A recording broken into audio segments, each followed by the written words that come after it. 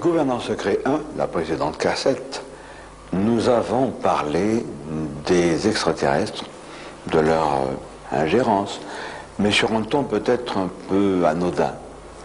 Il ne faut pas oublier qu'il y a de multiples espèces extraterrestres qui nous visitent. Toutes ne sont pas aussi anodines, et nous allons apporter quelques précisions à cet égard.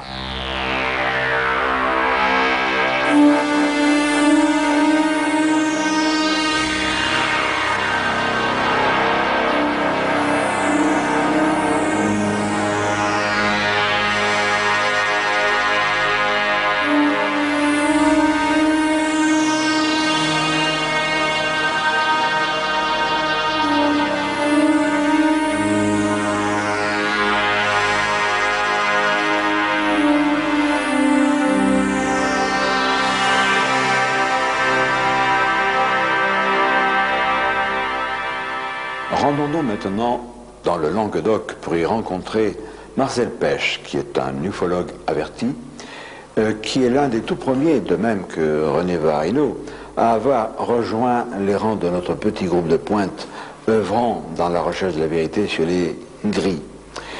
Nous allons le voir, il va nous parler de certaines rencontres particulières et notamment de recherches effectuées dans le cadre de son organisation Tocetti, qui est aussi le nom de la revue qu'il publie.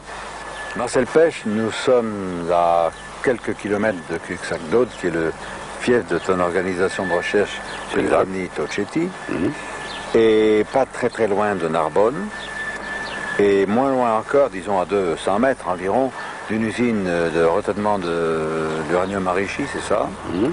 Et il s'est passé quelque chose d'assez prodigieux le 12 décembre 1987. C'est ça. Tu as fait une enquête minutieuse sur ce cas. Oui, j'ai fait une bonne enquête. J'ai fait une bonne enquête, oui. Eh bien, voilà ce qui s'est passé exactement. Ce 12 décembre, c'était un samedi. Et ce samedi matin, un habitant de Narbonne, M. Gérard Lamy, a décidé de venir ici, comme il avait l'habitude, pour prendre du bois mort pour sa cheminée. Le ciel était bas, il bruinait même un peu, quand il est parti. Et quand il est arrivé ici, il a pris ce petit chemin, difficilement carrossable, et il s'est arrêté là, à 10 mètres. C'était le matin, le soir? Le matin, à 10h30. Il a fait le tour de sa voiture, il a ouvert son coffre pour être tout prêt à mettre son bois, et il s'est avancé de quelques mètres, et il est tombé sur ce qu'il a vu au premier abord, une poignée de motards avec des instruments bizarres derrière, sans roues. Hein. Il disait, scooters. oui, il dit que c'était plutôt des scooters de neige parce qu'il n'y avait pas de roues. Et là, il s'est approché, il a demandé tout de suite, qui êtes-vous? Et alors, il s'est aperçu que vraiment, ça n'était pas normal, les visages, les yeux très étirés, etc. Alors, il y avait d'abord deux personnages d'environ 1,60 m de hauteur, et à côté, trois petits d'1,20 m, dont un avait les cheveux blancs, comme un albinos, a dit M. Lamy. Et il a engagé la conversation. Il parlait le français. Oui. Et d'ailleurs, il a posé la question de savoir pourquoi il parlait français. Alors, il leur a demandé d'où venez-vous. Et alors, c'est une femme, d'après lui, qui lui a répondu d'une voix nasillarde, et avec un mauvais accent, planète Earth. Oui. Bon. C'est-à-dire qu'elle désignait en réalité la Terre. Voilà. C'était un mélange d'anglais et de français. C'est ça. Parce que Planet Earth, évidemment, ça veut dire la Terre. Voilà. Et un troisième personnage est sorti de ce buisson, est venu se joindre aux deux grands d'1,60 m. Et il paraissait mécontent de voir une conversation engagée. Et alors, quand M. Lamy a demandé à cette femme, comment se fait-il que vous parliez français? Elle a dit, mais nous enlevons des fois des Français, et il y en a qui veulent demeurer avec nous. Et puis elle lui a dit, bon, nous allons partir. Alors voilà ce qui s'est passé exactement.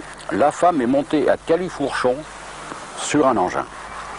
Les deux autres d'1,60 m, l'un derrière l'autre sur un deuxième. Le petit albinos à califourchon sur le troisième, et les deux autres petits, l'un derrière l'autre sur le quatrième. Et Gérard Lamy a vu sans bruit se soulever les engins de 30 cm, virer sur eux, partir, et alors un bruit assourdissant lui a fait se boucher les oreilles et fermer les yeux, et quand il s'est revenu à lui, il n'y a plus personne. Voilà.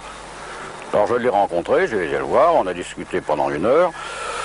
Je l'ai questionné, c'est un homme très sympathique et sûr de lui. Et il avait bien vu ce qu'il a dit.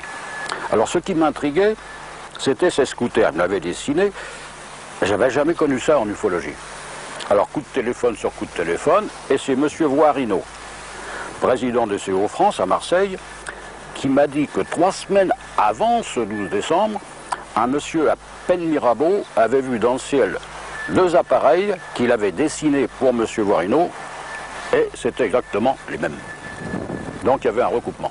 Concernant ces survols des sites nucléaires par des vaisseaux venus d'ailleurs, nous avons rencontré notre ami Alain Martin, qui est un vieil ufologue lui aussi, tout à fait compétent, et qui a enquêté sur une centrale nucléaire la plus proche de Paris.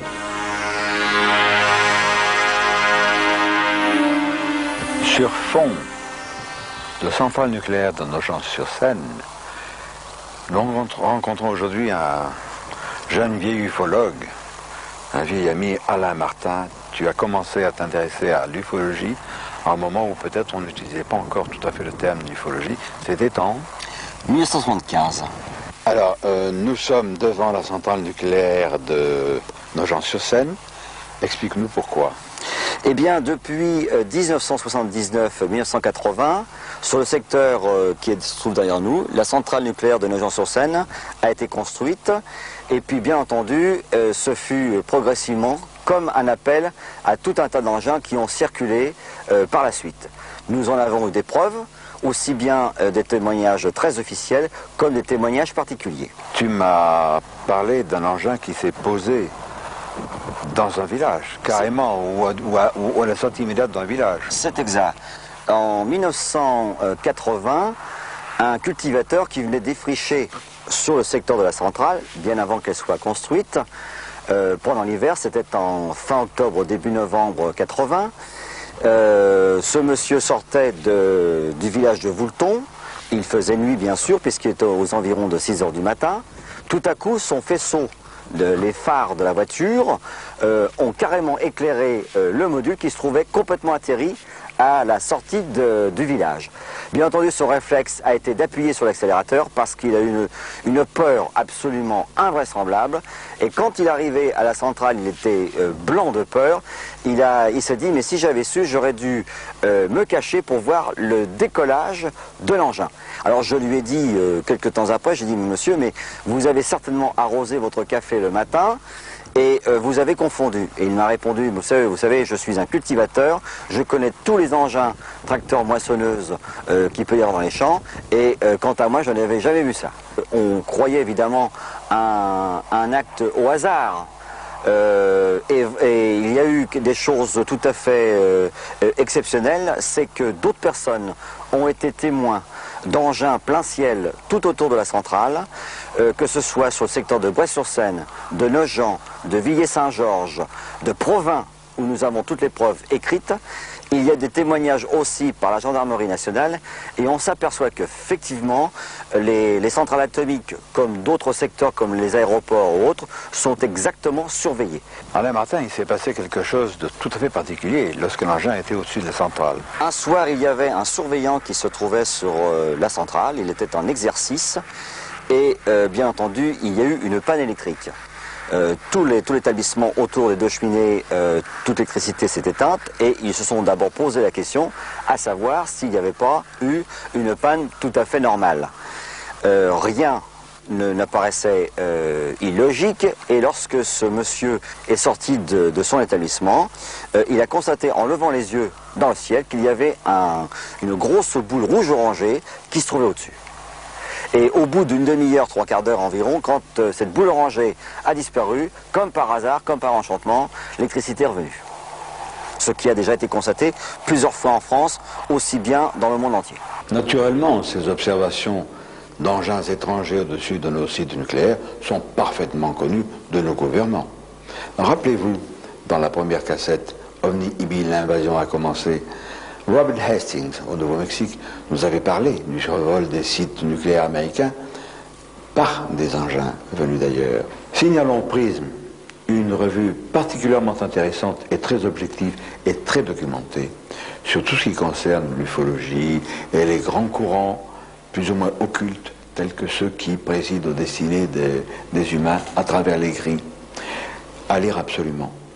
Dans mon ouvrage tout à fait récent, Nos maîtres, les extraterrestres, paru au Poste de la Cité, je révèle que le site de Tchernobyl, de sinistre mémoire, fait l'objet d'observations fréquentes. Il s'y passe des choses beaucoup plus étranges encore. Et ces informations que j'ai puisées dans des journaux américains et dans des journaux étrangers ne sont pas parvenues en France, comme si les médias en France exerçaient une censure de plus en plus sévère pour vous tromper.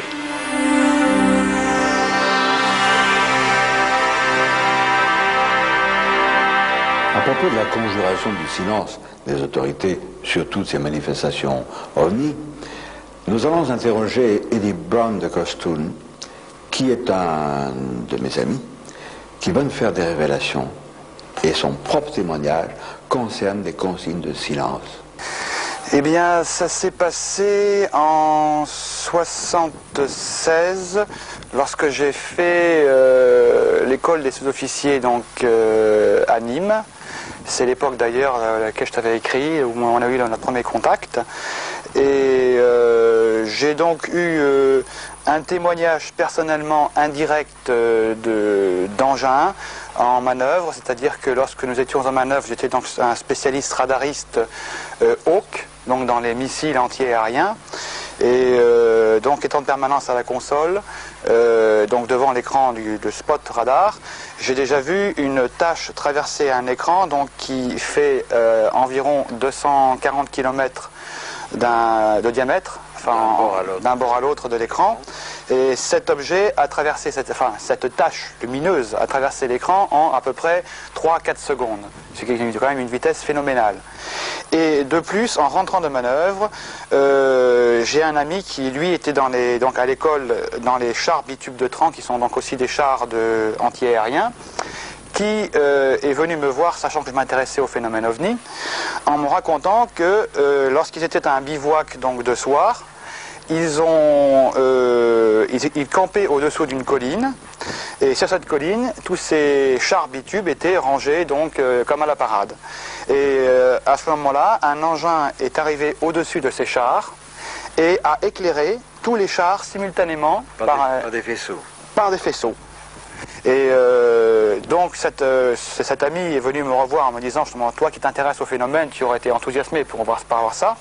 Mais il m'a aussi dit donc qu'ils avaient reçu l'ordre, bien évidemment, à l'époque, de leur lieutenant de batterie, plus ensuite du chef de corps, de taire les événements de façon à ce que cela reste secret. Et comme évidemment tous ces jeunes étaient tous des élèves sous-officiers, donc des élèves engagés, bon, ben, le silence est resté dessus jusqu'à maintenant.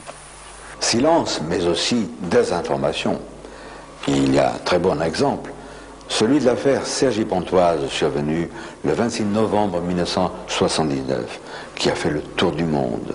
J'ai enquêté sur cette affaire, j'en parle, je donne des précisions nouvelles dans Nos maîtres les extraterrestres. 26 novembre 1979, 4h30 du matin, 3 jeunes gens qui vendent des frusques, c'est leur thème, sur les marchés, embarquent la marchandise dans leur voiture et ils aperçoivent un objet bizarre dans le ciel pendant que Franck est aux commandes de la voiture, au volant de la voiture. Eux sont dans l'appartement et ils s'apprêtent à descendre des vêtements.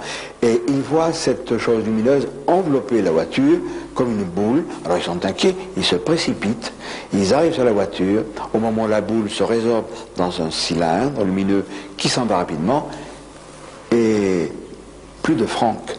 Leur copain Franck, qui était au volant, a disparu.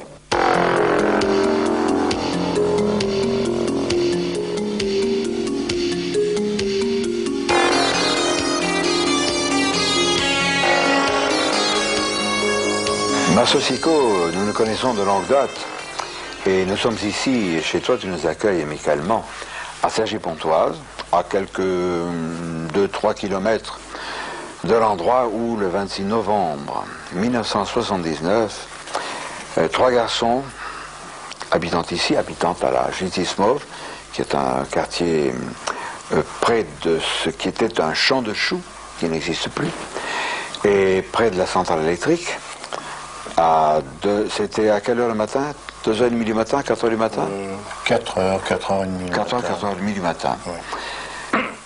Franck était au volant de la voiture, dont le démarreur cafouillait. Hein. Il ne fallait pas qu'il cale, sans ça c'était les difficultés sans nom. Et il restait au volant pendant que les copains chargeaient la voiture. Et de la fenêtre du 3e étage de la Justice Mauve, qui est le nom du secteur où ils habitaient, Salomon et Jean-Pierre voient la voiture auréolée d'une boule de lumière. C'est ainsi que tout a commencé. Oui, quand même, à ce détail près que Franck était également dans l'appartement et regardant au dehors, il a vu une sorte de cigare, d'objet brillant qui descendait vers le sol et qui semblait avoir atterri ou chuté, je ne sais pas exactement, en direction de ce grand transformateur électrique qui existe toujours.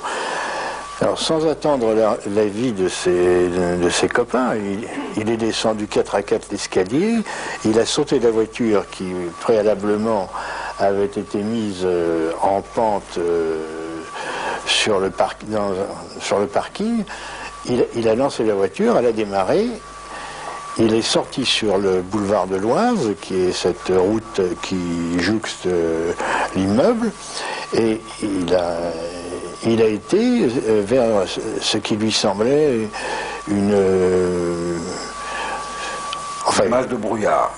Une masse de brouillard. Éclairée de l'intérieur, hein, c'est ça. Éclairée de l'intérieur. 8 jours après, d'après les déclarations de Jean-Pierre et de Salomon, mais c'est surtout Jean-Pierre qui est suspect en la matière, Franck, au même endroit, dans ce champ de choux qui n'existe plus, qui est remplacé par une tracé de chemin de fer, une sorte de cuvette là, prolongée, les images nous le montrent, Franck réapparaît dans ce champ de choux où il a disparu. Pour Franck, on l'a dû lui donner un coup sur la tête, il se réveille, il n'y a plus la voiture, et il dit on va piquer la voiture avec les vêtements, je vais me faire engueuler par les copains. Il retourne donc à l'immeuble 11 Justice Mauve, et là, il trouve Salomon en pyjama. Il ignore que 8 jours se sont écoulés. Il pense que 15 minutes. Il dit alors toi, tu t'es couché, tu t'es mis en pyjama, et l'autre l'embrasse. Parce que c'est pathétique, il a disparu. Et Franck le repousse, il dit mais enfin tu es fou. Il dit mais non, il y a 8 jours que tu es parti.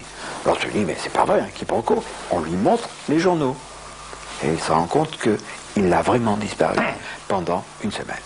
Un extraterrestre qui se disait appelé Orio lui a dit nous allons venir le 15 août 1980 à Saget-Pontoise.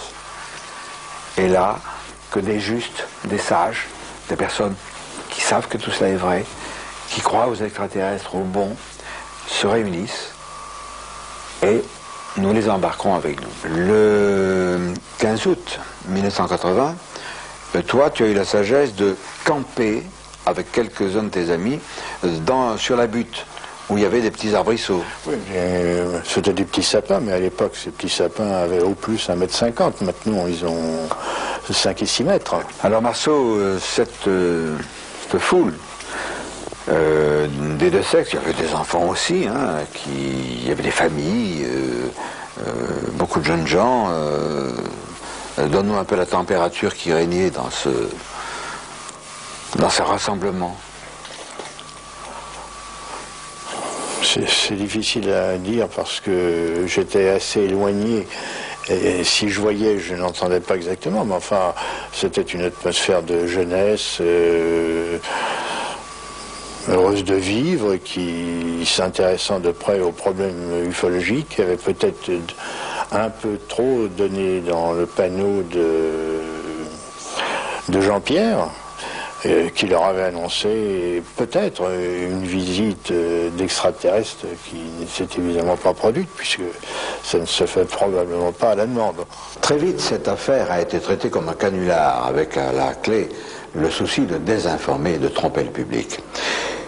En dehors de l'INSA qui avait fait une enquête systématique dès le début, il y a eu un ufologue indépendant, Didier Safragnonec, avec un petit groupe de chercheurs qui, eux, sans bruit ni trompette, ont enquêté sur le site. Didier Safragnonec, tu es aussi un ufologue, et lors de cette affaire de CG Pontoise, tu avais un groupe de recherche extrêmement discret qui s'appelait, je crois, aux frontières de la science, non? C'est ça, oui. C'est ça.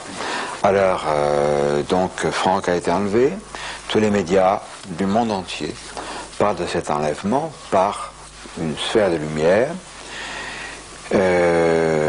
Officiellement, 8 jours se sont écoulés et Franck reparaît. Mais ton groupe s'était, je crois, posté à proximité de la justice mauve où habitaient les jeunes gens. Comment ça s'est passé? Voilà.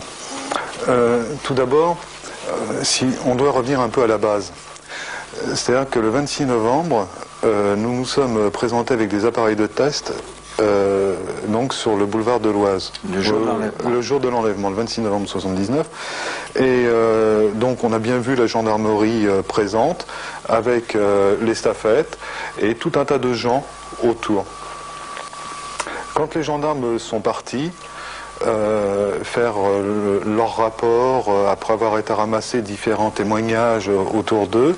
Nous, on s'est présenté juste à côté du véhicule, on a enlevé notre compteur GGR et là, on a commencé à faire des tests qui nous ont quand même étonnés. J'explique pourquoi. Les premiers tests indiquaient au centre de la voiture une radioactivité de 120 milliroentgens/heure. C'est tout à fait... Des garçons. Bien sûr. La voiture où a disparu Franck. Après, on a donc fait les tests de résistivité du terrain. C'est-à-dire, ce test est très simple. Il consiste à mettre un contrôleur universel sur la gamme des 2 millions de ohms et de mettre les pointes à 1 mètre. Écartées d'1 mètre les unes des autres, à enfoncer à 1 mètre de la terre. Là, on a pu s'apercevoir que le test, que la mesure nous donnait 14 kiloohms, ce qui était tout à fait anormal puisque le terrain avait été trempé puisqu'il pleuvait, je crois, depuis au moins 2 ou 3 heures, une pluie fine. Et on a donc recontinué les tests de résistivité en dehors de la zone où se trouvait la voiture, et là on a trouvé des tests plus élevés. Et c'est-à-dire on a trouvé des tests de l'ordre de 25 à 30 kiloohms. Donc le terrain était beaucoup plus trempé. C'était peut-être parce que la voiture était présente que le sol était chauffé, puisqu'on a pu déterminer une température de 35 degrés centigrades à 1 mètre sous le sol avec une sonde.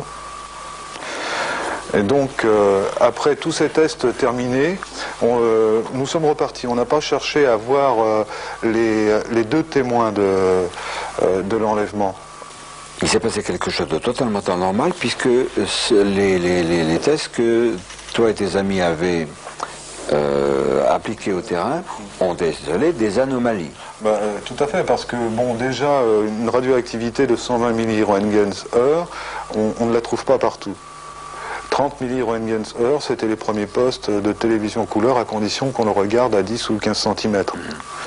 C'est vrai que la radioactivité est naturelle, on a une radioactivité naturelle partout, dans une lampe de poche, un tube Odéon, bon c'est tout à fait logique, mais à ce taux-là, non.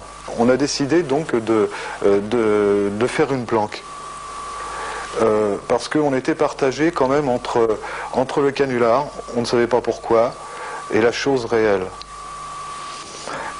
Et le samedi 1er décembre à 4h30, 2 de nos enquêteurs du matin, bien sûr, 2 de nos enquêteurs qui étaient en planque à peu près à 200 mètres du bâtiment de Jean-Pierre et de Salomon, un principalement, puisque l'autre était endormi, a vu un halo lumineux, une espèce de nuage lumineux, et apparaître dans ce nuage au bout de 3-4 minutes une forme, une ombre d'un homme, ayant la taille à peu près celle de Franck, le halo a disparu. Et cette ombre s'est mise à s'agiter un peu partout autour d'elle, s'est mise à courir, à traverser la butte et le parking. Et donc l'enquêteur qui a vu ça a réveillé l'autre, ils ont vu quand même ces choses à deux, et après, ayant porté les yeux sur le 3e étage du bâtiment, ils ont vu qu'il y avait de la lumière et que les gens s'agitaient. Suite à ça, moi j'ai été réveillé à peu près vers 5h, 5h30 du matin, je me souviens plus tellement, où on m'a appris cette nouvelle. J'ai demandé qu'on fasse des tests sur le terrain, ils les avaient pas fait parce qu'ils avaient quitté précipitamment Cergy-Pontoise pour m'apprendre la nouvelle, chercher une cabine téléphonique qu'ils avaient du mal à trouver. Donc ils ont attendu qu'un café s'ouvre à côté de la gare pour me téléphoner la nouvelle. Bon, il était trop tard pour faire les tests, bien qu'ils soient retournés après, parce que c'est vrai, ils sont retournés après pour essayer de faire des tests. Les tests étaient négatifs. Voilà. Alors Didier Safranianek, ces chercheurs de ton groupe, le 1er décembre, 4h30 du matin, voient une sphère de lumière apparaître une silhouette, alors qu'on a dit officiellement que Franck était revenu le 3 décembre. Il y a donc un décalage de 3 jours. Ça t'a intrigué évidemment, ce retour, et qu'est-ce que tu as fait? J'ai téléphoné vers 9h, 9h30 ce samedi matin, je ne me souviens plus exactement de l'heure exacte, à Jean-Pierre. Je lui ai dit, maintenant on peut se voir, Franck est arrivé. Il me répond, comment sais-tu que Franck est arrivé? Je dis, mes 2 enquêteurs l'ont vu ce matin 4h30. Et là, sa réaction, il a raccroché. Il a raccroché. Mais ce qui confirmait aussi, je m'excuse, quelques années plus tard, c'est qu'avec M. Marceau-Sicot, on a pris un rendez-vous avec Franck dans un café de la gare Saint-Lazare, où je lui ai dit, j'ai la preuve maintenant que tu as disparu 5 jours et non pas 7 jours. Je lui ai expliqué pourquoi, parce que 2 enquêteurs l'avaient vu, et la réponse de Franck a été tout à fait simple. C'est vrai, ça m'intéresse, ta théorie, mais il faut bien que tu comprennes que pour les gens, pour les médias, ça sera toujours 7 jours et non pas 5 jours. Voilà. Alors on peut enchaîner là-dessus, sans te demander ce que tu en penses, parce que moi je peux me mouiller. C'est notoire, si Franck a menti sur la date du retour, c'est un péché véniel, c'est pas très grave, parce qu'il a été entraîné par Jean-Pierre, qui lui a un tempérament d'escroc. Il a vu l'opportunité qui pouvait changer sa vie. Et pendant 48 heures, il a réfléchi. Et il a fait en sorte de convaincre Franck de dire, bon, tu vas te planquer pendant 24 heures, 48 heures, nous dirons que tu es revenu le 3 décembre et non pas le 1er.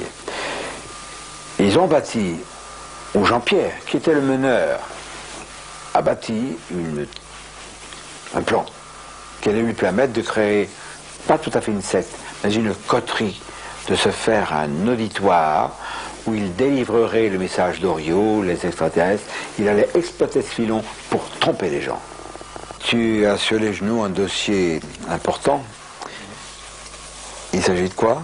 Il s'agit d'un roman vérité qui se nomme Les Semeurs de la Nuit, qui parle de quelques affaires d'ufologie, donc aussi la disparition d'une personne âgée de 16 ans, qui a disparu pendant 16 ans aux États-Unis, plus l'affaire de Cergy-Pontoise et une autre affaire s'étant passée dans un petit village se trouvant entre la Dordogne et la Corrèze il y a quelques années.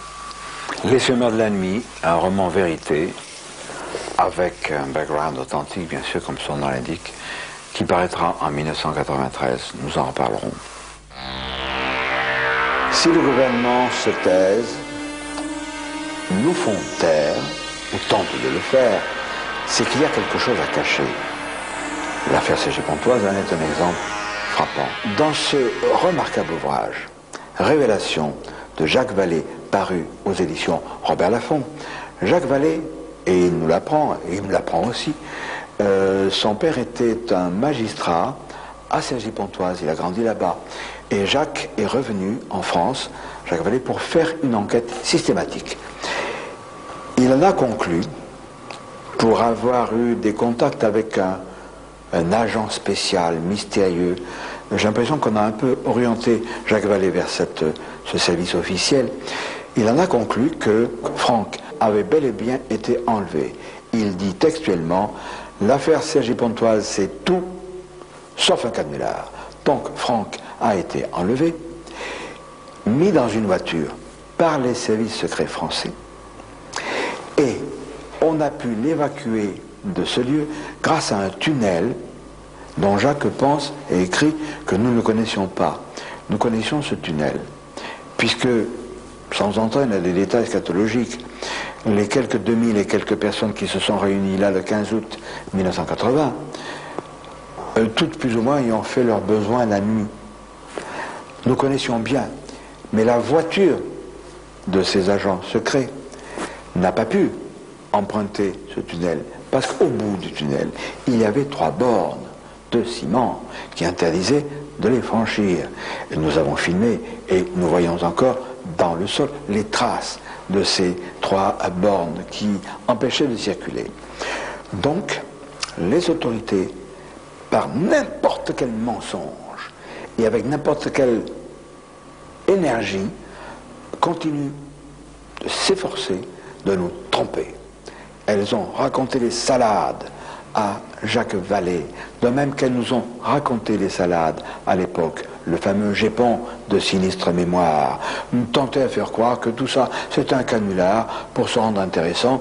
Le Gépon n'a pas dit Jimmy Guieu et l'IMSA sont complices, mais peu s'en fallait, c'est moi qui accuse le Gépon d'être le complice d'une force noire à l'échelle planétaire qui nous indique de fausses pistes, qui nous raconte des histoires et qui nous trompe de façon éhontée. Le crapouilleux de mars-avril 1992, consacré au secret des RG, nous en apprend de Werth et de Pamure. Je ne vais pas vous les commenter, il faut lire cela.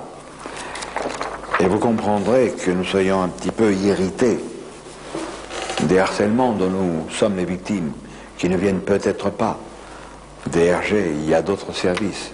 C'est peut-être pas le moment d'accuser publiquement qui que ce soit.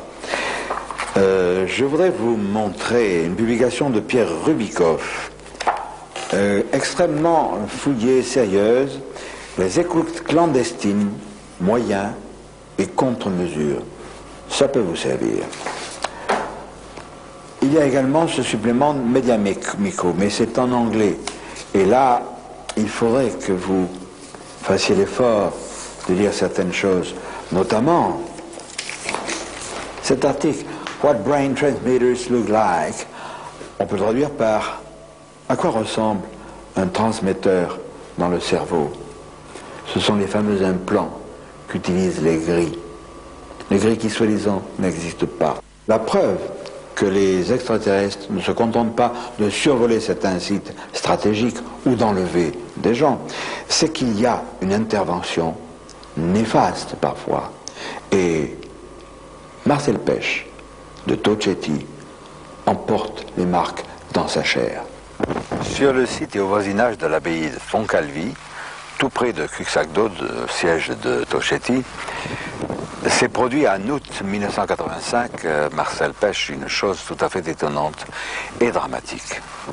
Raconte-nous comment ça s'est passé. Eh bien voilà, nous étions ici même, en observation dans la nuit du 17 août 1985. Et nous avons vu venant de l'ouest, il est à peu près minuit, un petit disque blanc mat. Un de nos amis a pris un projecteur vert et l'a fait clignoter dans la direction de l'objet, qui a disparu au nord sans répondre. Nous étions pour cela sortis de la cour de l'abbaye et nous étions à 40 ou 50 mètres au milieu des vignes. L'objet est revenu du nord, se dirigeant vers le sud. Alors nous avons refait clignoter le projecteur et il a disparu au sud sans répondre. Quelques minutes ont passé, excédé, 4 amis sont revenus dans la cour pour s'asseoir sur les fauteuils de camping. Et je suis resté avec un de mes amis qui a lui aussi a rebroussé chemin et je l'ai suivi à 3 mètres environ. À ce moment-là, j'ai perçu derrière moi, je dis bien j'ai perçu, un léger sifflement. Et tout de suite, une flèche vert émeraude est venue se planter entre moi et mon ami, et sur plusieurs hectares, le terrain était vert émeraude. Et plus rien. Mais tout ça en une fraction de seconde. C'était un faisceau lumineux vers... Ah oui, oui, c'était un faisceau lumineux. Et plus rien. Alors, une des dames qui était là piquait une crise de nerfs, c'était terrible, et puis après, bon, on a levé le siège, parce que crise de larmes de ces dames, etc. Évidemment, c'était quelque chose de sensationnel quand même. Ne serait-ce que tous les hectares verts. Hein. Et nous sommes rentrés. 4 ou 5 jours plus tard, j'ai senti dans mes doigts une légère faiblesse. Et 1 mois ou 1 mois et demi après, alors là, j'avais atrophie complète des muscles des doigts. J'ai vu divers docteurs. L'un m'a dit « Attention, monsieur Pêche, ce que vous faites, c'est très dangereux. » Et le second m'a dit « C'est le rayon vert, c'est ça, et vous en avez pour la vie. » Je suis passé au CHU de Montpellier, scanner, etc., examen, et on n'a rien trouvé. Ensuite, j'ai vu ma main se déformer, mais ça ne s'accentue pas. Hein. Alors, ce qui est désagréable, c'est que je suis droitier à 100%, et que j'ai plus que ma main gauche, sauf l'été, où je peux écrire d'une façon lisible, parce qu'il faut 24 degrés à ma main pour qu'elle puisse écrire. Alors l'hiver, c'est terminé, je ne peux pas écrire. Hein.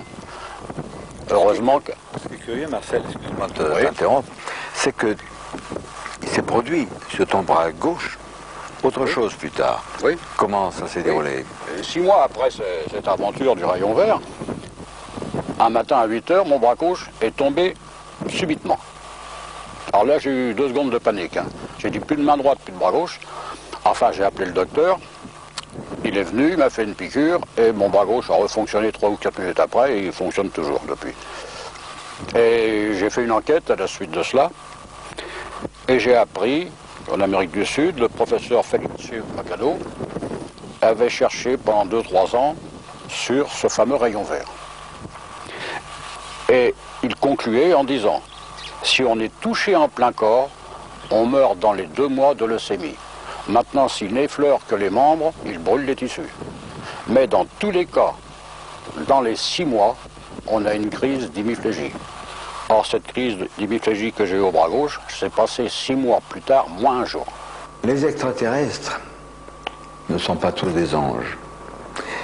Mais cette action sur Marcel Pêche, une action isolée, mais attention, il existe des sortes de réseaux visant à nuire, non pas à un individu, mais à des groupes d'individus. Un exemple, avec un garçon auquel il est arrivé une histoire extrêmement inquiétante. Et je ne veux pas déflorer le sujet.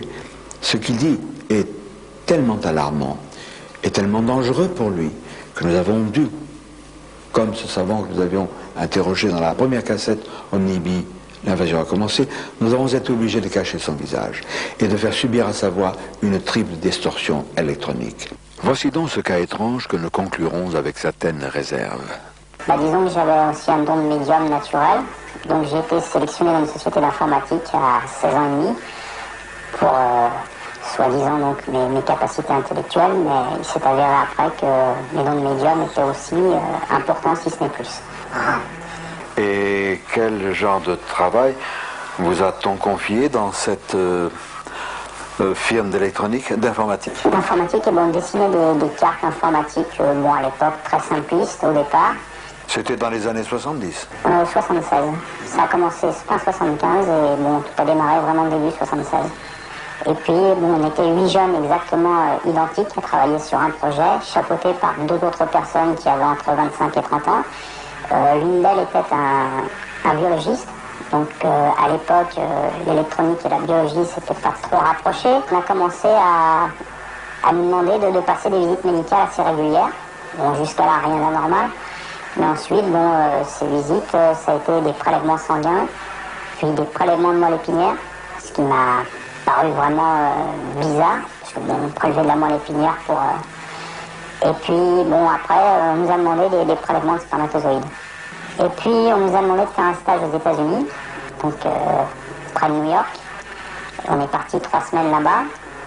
Et là, on s'est retrouvés confinés dans une sorte de petite zone industrielle. Et puis, il y a eu une perte de temps pour les 8 personnes. Et on s'est réveillés 3 jours plus tard, avec des irritations un peu partout sur le corps, des petits prélèvements de peau, le sexe à vif. Donc, on s'est un peu posé des questions entre nous. On nous a dit que c'était rien, qu'on avait eu des visites médicales. Et on est revenu en France, apparemment, sans plus en savoir de détails. Et à ce moment-là, donc, il y avait à l'époque un jeune biologiste qui travaillait donc sur un projet dans ses sous-sols, qui nous a contactés. Donc ce biologiste est revenu des États-Unis, m'a montré 2 documents. Dupont-Durand, ces documents, à défaut de pouvoir nous les montrer, est-ce que vous pouvez nous dire quelque chose sur leur contenu? C'est un projet, donc j'allais y venir, c'est un projet de clonage. Ah, un projet de clonage. De clonage. Les 2 premières pièces qu'il m'a fournies sont à tête de l'État français. Donc c'était sous couvert d'une société française qui travaille pour l'État. Et ça parlait clairement d'un travail sur le clonage humain. Mais il y avait en bas de page toujours une autorité supérieure qui malheureusement n'était pas définie clairement. Et donc sur un autre des documents, là il parlait donc de personnages dont on comprenait clairement que c'était des personnes venant de l'extérieur de notre planète, des extraterrestres. Puis ce jeune biologiste devait apporter beaucoup plus de preuves. Il a mystérieusement disparu. Un des camarades avec moi a commencé lui aussi à vouloir se rebeller. Bon, il était d'une famille aisée, il n'avait aucun problème, c'était un garçon très stable. Et il a volé le coffre-fort de ses parents, soi-disant. On l'a retrouvé dans sa chambre tendue avec une lettre d'excuse pour ses parents. Une telle organisation ne peut agir sans les plus hautes complicités. L'histoire de Dupont-Durand va nous prouver cela. Il a subi d'énormes pressions pour réintégrer cette société servant de façade à une organisation complice des extraterrestres. Nous allons voir jusqu'où c'est allé. J'avais un contrat en béton qui m'empêchait de partir avant une certaine date. Et donc j'avais un programme d'études aussi à continuer. Et je devais partir à l'armée donc en août 78. Et brusquement, mon appel a été avancé à avril 78. Et pendant 2 mois, donc là, j'ai été victime de tout un tas de sévices en tout genre, physique, les corvées habituelles, les chiottes et compagnie. Et puis donc... Des brutalités aussi? Oui, brutalité physique, oui. Ça allait du coup de pied en pleine nuit, on me réveillait à coups de pied dans les côtes, ou bien on me jette à balle du lit, enfin, la tête trempée dans l'urinoir, des choses comme ça. On a commencé donc à m'expliquer pourquoi j'étais là, et que quand j'allais ressortir, il fallait que je reprenne mon boulot dans cette société, et que plus vite je reprendrais, plus vite je signerais un papier disant que j'allais reprendre mon travail avec eux, plus vite je sortirais d'ici, on ne parlerait même plus de service militaire, rien du tout. Et le dossier complet, entièrement été détruit par l'armée. Il n'y a jamais eu aucune trace de mon passage à l'armée. Moi, personnellement, après, donc, je me suis protégée. Donc, des aventures désagréables, il y en a eu forcément. Bon, j'ai radicalement changé de vie. Parfois d'identité, de pays aussi, pour me couvrir. Pourquoi des réserves sur ce cas? Le témoin, certes, est convaincant et parle d'événements que d'autres ont bel et bien vécus. Au Brésil, j'ai personnellement enquêté sur l'enlèvement d'Elias Seixas, qui à bord d'un vaisseau extraterrestre subit mécaniquement un prélèvement de sperme. Il conserva de l'opération une irritation temporaire des voies urinaires. Dupont-Durand s'était engagé à nous présenter divers documents qui auraient pu conforter ses dires. Il n'en fut rien. A-t-il subi des pressions? Le fait est que nous n'arrivons plus à le joindre. Cependant, jusqu'à plus ample informé, nous lui accordons un préjugé favorable. Le constat est terrifiant. Certains extraterrestres agissent comme des agents, avec une brutalité, des agents de puissance, avec une extrême brutalité. Dans IB1 et IB2, mes romans vérité, j'ai décrit les exactions des gris. On peut parler des gris à propos des espèces négatives.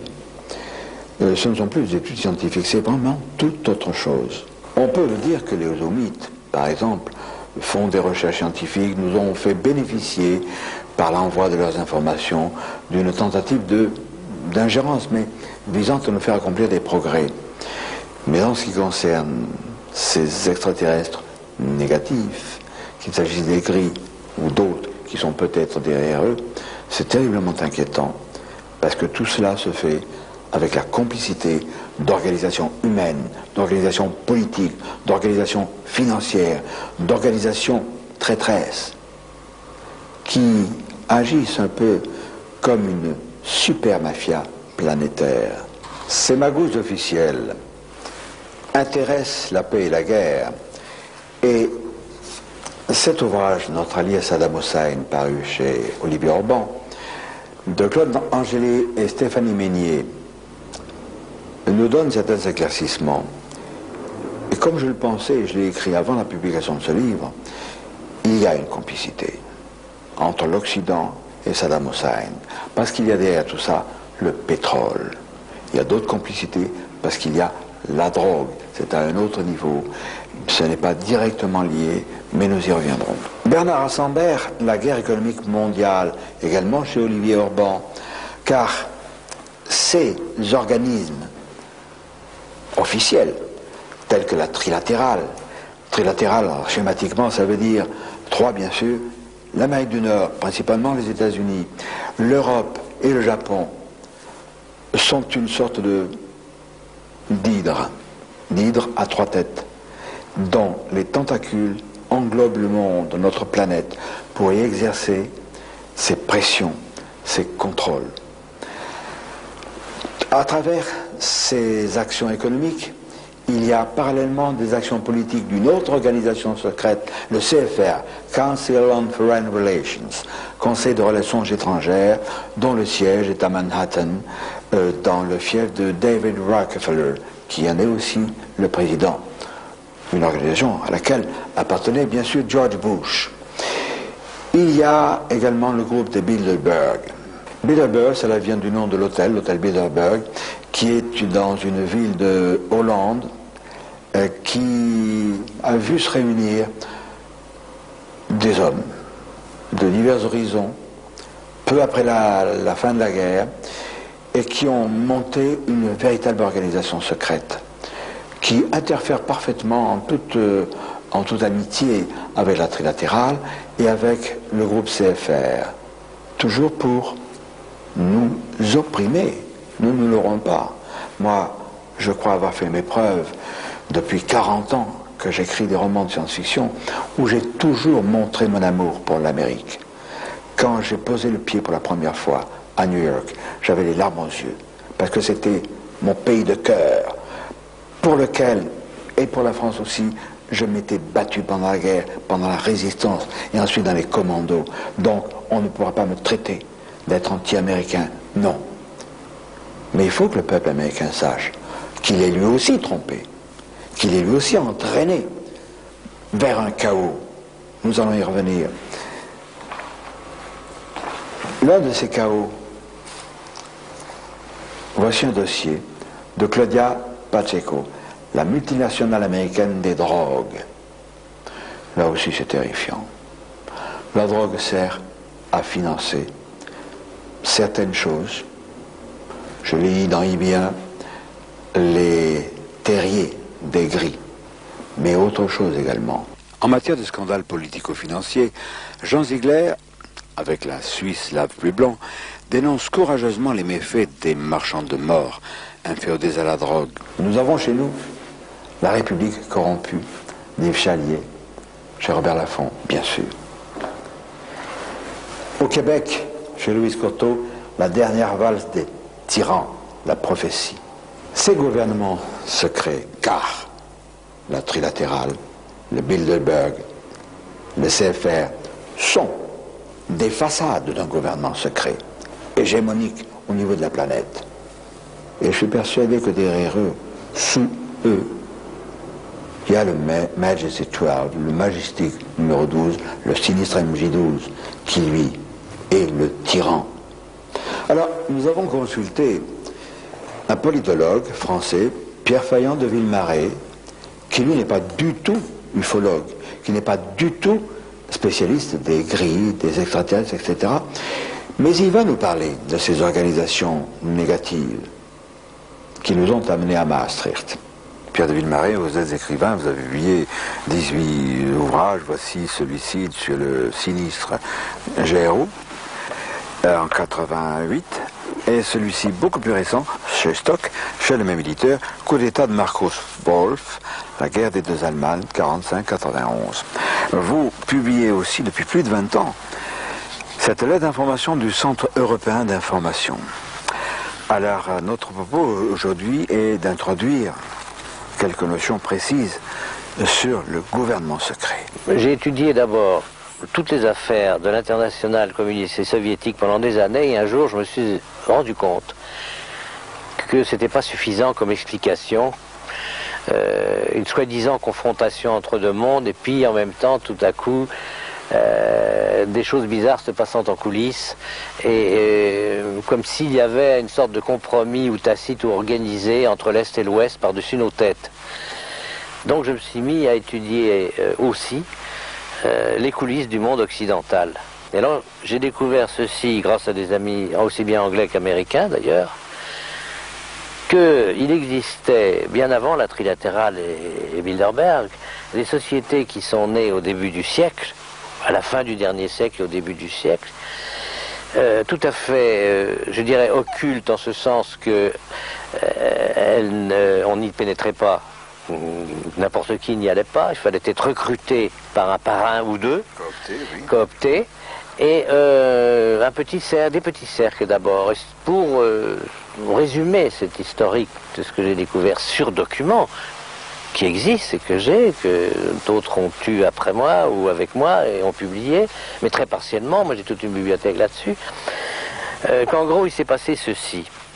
Avant la guerre, donc la dernière guerre mondiale, la deuxième guerre mondiale, et entre 1884 et la guerre de 14 et celle de 39-40, des groupes se sont formés comme des petites bulles, des groupes d'initiés, mais tout est parti d'Angleterre et presque immédiatement après des États-Unis. C'est-à-dire, sur le thème suivant, nous qui sommes des professeurs d'université, des intellectuels, en Angleterre, il y avait par exemple Bernard Shaw, il y avait la fille de Marx, une des filles de Marx, Eleanor Marx. Et je dis Eleanor Marx parce que c'est quelque chose qui devrait être connu de tous les historiens, qu'après avoir fondé une société d'une quinzaine ou une vingtaine de professeurs universitaires et intellectuels à Londres, ils ont envoyé en mission Eleanor Marx aux États-Unis pour créer un même groupe avec l'idée suivante: l'ère moderne exige que dans les universités, nous qui sommes professeurs intellectuels, nous avons la parole, nous formons des gens. Eh bien, nous allons les former à notre programme de réorganisation du monde, et au lieu de faire la révolution par la rue, qui se termine toujours tragiquement et qui peut nous échapper, nous allons faire la révolution par en haut, c'est-à-dire par les élites. Dans nos universités, nous allons non seulement recruter des professeurs qui vont adopter nos idées, enfin on va les recruter, à condition qu'ils adoptent nos idées, et ensuite ces professeurs vont former des élèves. Alors il faut voir qu'il y a eu un siècle de travail comme ça. La société de Londres s'appelait la Société Fabienne, britannique, et ne recrutait que petit à petit, sans hâte, parce que c'est ça la différence avec les partis, les mouvements politiques. Il y a toujours l'objectif immédiat, le pouvoir tout de suite, par les élections. Eux, c'était pas ça. C'était le pouvoir dans l'ombre. Comme conseillers, ne cherchons jamais les premières places, mais soyons toujours là, indispensables, parce que nous sommes savants, parce que nous sommes professeurs universitaires spécialisés dans tel et tel domaine. La même chose aux États-Unis. Et c'est de là que sont nés, en gros, la synarchie, ce qu'on a appelé la synarchie, à Vienne, qui a essaimé sur toute l'Europe, puisque c'est en 22 dont je parle pour l'Europe. Or, il ne faut pas oublier qu'autour de Hitler, il y avait des gens affiliés à la Synarchie, des gens connus, Otto Abetz, Ernst Achenbach, de la grande banque qui était dans les grandes banques avec Hermann Haps, qui d'ailleurs ont protégé et récupéré et protégé des banques juives, comme la banque Warburg dont on parle quelquefois. Il y a eu un livre assez connu là-dessus. Un feuilleton. Et un feuilleton à la télévision, mais on oublie de dire tous ces liens secrets qui existaient entre ces gens. Au début, ça paraissait une fantaisie, ce gouvernement occulte, derrière n'importe quel gouvernement. Mais si, les Synarques avaient envoyé des gens à Londres, des gens à Alger, et il y avait des gens à Vichy, et chacun a dédouané les autres après la libération, quoi qu'ils aient fait, et pendant longtemps. Les Anglais et les Américains surveillaient ça de leur côté, et s'occupaient, eux, de détruire l'ordre établi. Alors, il y avait un empire. Parce que c'est là où il faut voir l'évolution de ces sociétés occultes.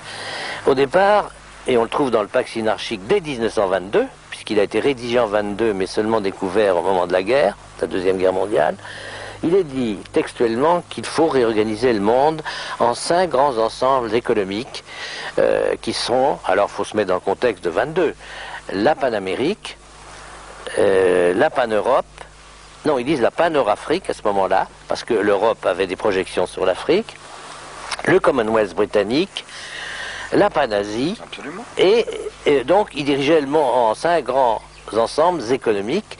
Alors arrive la guerre, donc ils ont été obligés de réviser au fur et à mesure des bouleversements de 45, 44, 45, un peu leur ordre. C'est-à-dire qu'ils se sont dit il vaut mieux carrément faire sauter le Commonwealth, qui était intégré complètement à la couronne, mais à condition que l'Empire français, on dit les Anglais, parce qu'il y a beau avoir des coteries, il y a des rivalités à l'intérieur de ces coteries semi-occultes, il faut détruire l'Empire français. Les Américains étaient d'accord, d'autant plus que les gens de l'OSS devenus CIA, je dis pas tous, il y avait des initiés dans tous ces mouvements. Bien sûr qu'on ne peut pas cataloguer tout un mouvement en bloc, c'est le tort quelquefois de certains de nos amis, c'est de vouloir que tout passe par le trou de serrure, puisqu'un tel est du club, donc c'est un salaud. Non, il faut voir ce qu'il fait, ce qu'il dit, parce qu'il y a des gens qui entrent dans ces clubs par opportunisme politique, par carriérisme, mais il ne faut pas se faire d'illusions. Tous ne sont pas des initiés. Je donne un exemple. Mon beau-père connaissait bien Pinet, le président Pinet, et un jour il lui dit « Qu'est-ce que vous allez faire dans cette société qui s'appelle Bilderberg ?» Bon, on va en parler, je vais expliquer ce que c'est que Bilderberg, mais Pinet lui répond « Vous savez, on rencontre des gens intéressants dans ce club. » C'était aux années 50, ça, hein, après la fondation de Bilderberg qui date de 1954. Moi je trouve qu'on a des réunions dans un pays puis un autre, ça me fait voir du pays, et pendant que ces gens-là, ils m'embêtent avec leur discours, parlent de refaire le monde, moi je m'en vais faire du footing. Alors mon beau-père lui avait dit, président Pinet, vous servez de caution à des gens qui dans votre dos, eux, travaillent. Car déjà, j'ai des textes qui datent de 1932 de ces milieux-là, des textes internes, où on parle du nouvel ordre mondial sans arrêt. Donc c'est pas une découverte que le président Bush l'ait dit après la guerre du Golfe. C'est simplement une confirmation. Parce qu'on ne nous fera pas croire que ces gens-là ont toujours le même langage à travers un siècle, sans qu'il y ait une doctrine à la base. Il y a un fil conducteur. Alors, après la guerre, il y a donc la soi-disant guerre froide qui commence, je dis soi-disant, puisqu'ils ont été mêlés à, comme on peut lire dans mes livres, à certaines affaires secrètes. J'ai quand même vu que c'était une horrible mascarade. On voulait bien empêcher le communisme de nous prendre ici comme les pays d'Europe de l'Est, mais on ne voulait pas le détruire, on voulait s'arranger avec lui, ce qui est très différent. Et il y a des milliers et des milliers de gens qui sont morts d'avoir cru que l'Occident les aiderait à se libérer du totalitarisme communiste. Naît Bilderberg en 1954. Bilderberg est une association euro-américaine, ce qu'on oublie, et pas du tout européenne, euro-américaine, puisque David Rockefeller était à la fondation, Bill Donovan, l'ancien chef de l'OSS, était à la fondation, Allen Dulles, chef des services secrets, était à la fondation, pour ne citer que quelques noms connus. Du côté européen, qui y avait-il derrière Bilderberg? Jean Monnet, et tous les gens de l'équipe qui ont dit il faut faire l'Europe, faire l'Europe, faire l'Europe. Bon, mais leur Europe. Et ce qui ne veut pas dire une Europe de la liberté. Alors la trilatérale, j'en parle tout le temps, c'est quoi? Elle est née en 73 d'une réunion qui s'était tenue en 72 à Davos, en Suisse, où j'étais. Mais je n'étais pas invité. J'étais par hasard chez les amis à Davos. J'ai vu, je me suis cogné à Henry Kissinger, à des gens très connus. J'ai fini par demander à mes amis suisses, mais qu'est-ce qui se passe? J'ai vu des soviétiques, j'ai dit, qu'est-ce qui se passe? 73, hein. Attention, il n'y avait pas encore l'écroulement du mur. Et ils me disent, ah, mais il y a une réunion bizarre, la police est sur les dents, il faut surtout pas qu'on sache qui est là, c'est interdit de prendre des notes, de prendre des photos. Bon, j'ai quand même eu par mes amis suisses beaucoup de choses, et même eu la sténographie de leurs débats internes. Ce qui m'a beaucoup éclairé en 72, parce qu'ils annonçaient qu'ils allaient créer l'année d'après un organisme, ils n'avaient pas dit lequel. Et, mais l'homme qui, de cette concertation, où il y avait une centaine de gens, donc j'ai parlé de Kissinger, il y avait des Japonais, il y avait une délégation soviétique, dont un vice-ministre du gouvernement soviétique. Et n'oublions pas que c'était, soi-disant, toujours la guerre froide. Bon. Or, ils étaient là. Et la conclusion applaudie par les soviétiques dans ce vice-ministre qui s'appelait Bykov, qui existe encore, de M. Perlmutter, un économiste américain très connu, était la suivante. Écoutons bien, hein, 72-73, ça c'était l'hiver 72-73. Il faut qu'avant 20 ans, nous ne soyons plus que 200 ou 300 multinationales dans le monde à contrôler tout ce qui est recherche, exploitation, répartition des matières premières clés de notre époque. Et donc voilà la phrase textuelle. Et il expliquait, à partir de ce moment-là, il y aura 3 moteurs dans le monde. Le moteur industriel panaméricain, le moteur industriel japonais et le moteur industriel pan-européen, incluant l'Union soviétique. En 72-13. Et l'année d'après, donc, naît la trilatérale, qui était donc 3 moteurs industriels drainant derrière eux, à partir de 3 grands ensembles économiques, tout ce qui n'était pas multinational. Ils disaient même dans leur texte que toutes les petites et moyennes entreprises de nos pays deviendraient des sous-traitants, donc aux ordres. Voilà en gros, si vous voulez, je crois ce qu'il faut que les gens sachent, c'est qu'on est manipulé par des gens qui ont tout en main parce qu'ils ont les leviers économiques et monétaires qui sont beaucoup moins frappants pour le public, qui ne comprend rien aux histoires monétaires, par exemple, que si c'était une affaire purement politique. Non, c'est technocratique, c'est monétaire, c'est financier, c'est la grande coulisse mondiale. Et d'ailleurs, à mon avis, même si ces gens sont très puissants, ils échoueront. On n'est pas impuissant parce que plus on répète, plus on les dénude en public. Le roi est nu, on connaît l'expression. Plus ils sont gênés parce que il y a eu une époque, il y a 20 ou 30 ans, où c'était un peu trop tôt, quelques confrères et moi, où on parlait de ça. C'était trop tôt, les gens n'étaient pas mûrs, prêts. Maintenant, tout le monde sent qu'il y a quelque part ce que j'appellerais vulgairement un truc. Ce qui explique que les Français, qu'on croyait endormis, se réveillent tout d'un coup quand il y a une discussion autour d'une chose comme Maastricht, parce qu'ils sentent instinctivement qu'il y a quelque chose qui est truqué dans la coulisse. Ils voudraient savoir. Les dés sont pipés. Voilà, ils savent que les dés sont pipés. Pierre de Villemarais, je l'ai dit et je le répète, n'est pas un ufologue. Il n'est pas du tout spécialiste de ces problèmes. Mais ce qui est terrifiant et inquiétant, c'est que ces conclusions rejoignent les nôtres. Cette ingérence étrangère est liée aux extraterrestres. Et cette ingérence n'est pas une abstraction. On nous a, au cours du mois de septembre et dans les mois qui ont précédé, raconté quantité de choses. Il faut voter pour Maastricht, il faut unir l'Europe, etc.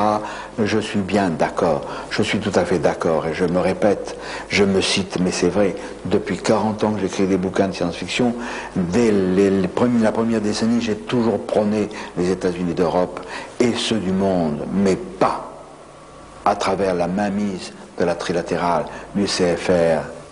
Non, pas ça, autre chose. Alors Maastricht, ça nous a amené à la victoire du oui. Peu s'en fallait. Et je pense que un jour, on apprendra ce qu'un anonyme, qui semble beaucoup moins bien renseigné, nous a dit au téléphone, à savoir qu'il y aura un jour des surprises, et sur les pourcentages du oui, et sur le pourcentage du non. Et si vous me permettez, une remarque un peu cavalière, un peu leste. On s'est fait couillonner à Maastricht. Mais ce n'est pas ceux qui manifestent, les paysans et autres, qui prétendront le contraire. Alors savoir que, indirectement ou directement, les extraterrestres négatifs, les gris par exemple, ou ceux qui sont derrière, que nous ne connaissons pas encore, sont mêlés à tout cela, tirent les ficelles, c'est bougrement inquiétant. Vous n'êtes pas sans savoir, comme nous, que le GEPON de Sinistre Mémoire avait son siège au CNES, Centre National d'Études Spatiales à Toulouse. Il a été remplacé par le CEPRA, qui est la même organisation, dont le but n'est pas de faire la lumière sur les ovnis, on le sait très bien, mais de l'évacuer sous les couverts de canulars, etc. Et alors, le CEPRA, tout comme le GEPAN, vous n'êtes pas sans savoir, ou alors je vous le rappelle, qu'il a son siège à Toulouse, que le PDG du CNES, Centre National d'Études Spatiales, c'était M. Hubert Curien, notre actuel ministre de la Recherche scientifique, qui fait partie de la trilatérale. Voici une publication d'Henri Coston, c'est pas moi qui l'ai écrite. Voici, noir sur blanc, le meeting de la trilatérale qui a eu lieu à Paris en 1989. Il y avait un certain nombre de personnalités. Claude Imbert, un journaliste très important, qui contrôle Le Point, qui a travaillé dans Paris Match, qui a travaillé à AFP. Donc, quand on tient les médias, c'est déjà quelque chose de colossal. Si le ministre de la Recherche scientifique, M. Hubert Curien, qui contrôle le CNES, et les organismes qui sont censés faire la lumière sur les ovnis, appartient à la trilatérale, mais voyons-nous, nous sommes dans une nasse. C'est terrifiant. C'est pas moi qui le dis, c'est pas moi qui l'écris, ça n'est pas de la science-fiction. On pourrait dire de la science-affliction peut-être. Mais ça, ne l'oubliez jamais. Dans tous les rouages des nations, des ministères, des médias, des moyens publics, etc., il y a des gens de la trilatérale, du CFR, des Bilderberg. Ces gens-là nous oppressent. Et pour ceux qui douteraient encore, Claude Imbert, dans son propre éditorial du Point, confirme l'existence du sinistre groupe Bilderberg. Alors c'est pas parce que nous sommes menacés, c'est pas parce que l'étau tente à se resserrer, ce n'est pas parce que nous sommes des vermisseaux comparés à ces monstres d'autorité que sont ces super mafias qu'il faut se taire et se cacher la tête dans le sable. Je crois qu'il faut avertir les gens.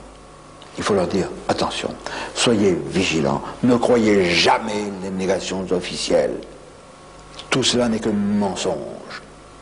Nous en apporterons un jour la preuve. Et alors, ce jour-là, il y aura des pleurs et des grincements de dents.